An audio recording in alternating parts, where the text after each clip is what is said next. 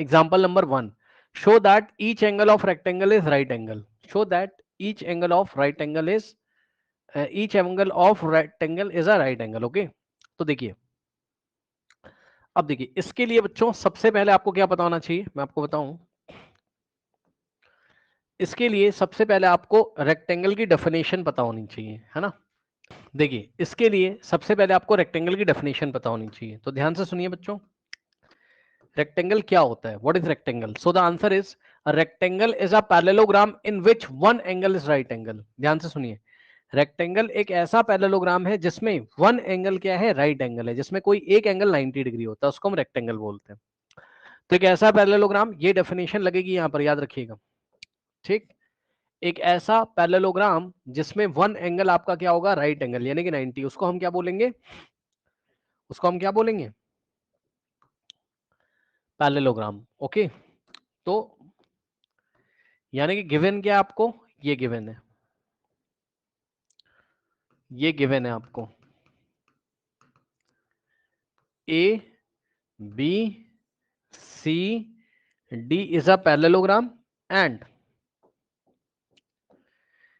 A B C D is a parallelogram. एक तो ये बात गिवन है, और रेक्टेंगल की डेफिनेशन क्या होती है, वन एंगल 90। तो लेट कर लो कोई भी one angle 90, let angle D is equals to 90। सही है। अब आपको क्या प्रूफ करना है, आपको क्या प्रूफ करना है, show that each angle of a rectangle is right angle. हर एक एंगल को राइट एंगल आपको प्रूफ करना है, तो हो तो गया बस। एंगल डी 90 दिया हुआ है तो एंगल बी 90 हो जाएगा, यानी कि angle B is equals to angle, भाई एंगल बी भी 90 होगा, क्योंकि बी किसके इक्वल होगा, डी के। क्यों, opposite sides of parallel, sorry opposite angles of parallelogram are equal. तो इसका रीजन क्या है, opposite angles of parallelogram are equal. और उसके बाद तो आप लोग बच्चों समझदार ही हो। Okay, one second. अब देखिए बच्चों, यहां पर angle B is equal to angle D is equal to 90। Okay, ठीक। ओके नाउ, अब बच्चों यहां से आप क्या कर सकते हो बताओ, एंगल डी और एंगल सी का सम, ठीक। एंगल सी और एंगल डी का जो सम होगा वो 180 होगा। रीजन बताइए, को इंटीरियर एंगल से। क्यों, क्योंकि एडी किसके पैरेलल है, बीसी के, क्योंकि एक पैरेललोग्राम है। तो एडी पैरेलल बीसी है, ठीक। और ये दोनों क्या है, को इंटीरियर एंगल्स हैं, को इंटीरियर एंगल्स।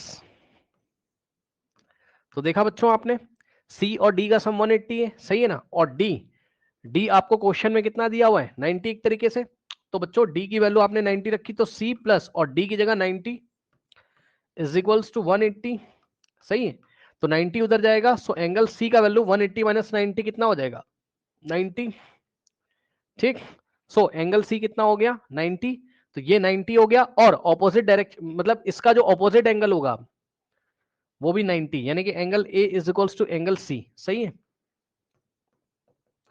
तो इस तरीके से बच्चों चारों के चारों एंगल आपने क्या दिखा दिए, 90। चारों के चारों एंगल आपने क्या दिखा दिए, 90। तो इसका मतलब रेक्टेंगल में चारों एंगल 90 होते हैं, फोर के फोर एंगल्स सारे के सारे क्या होते हैं, 90 होते हैं।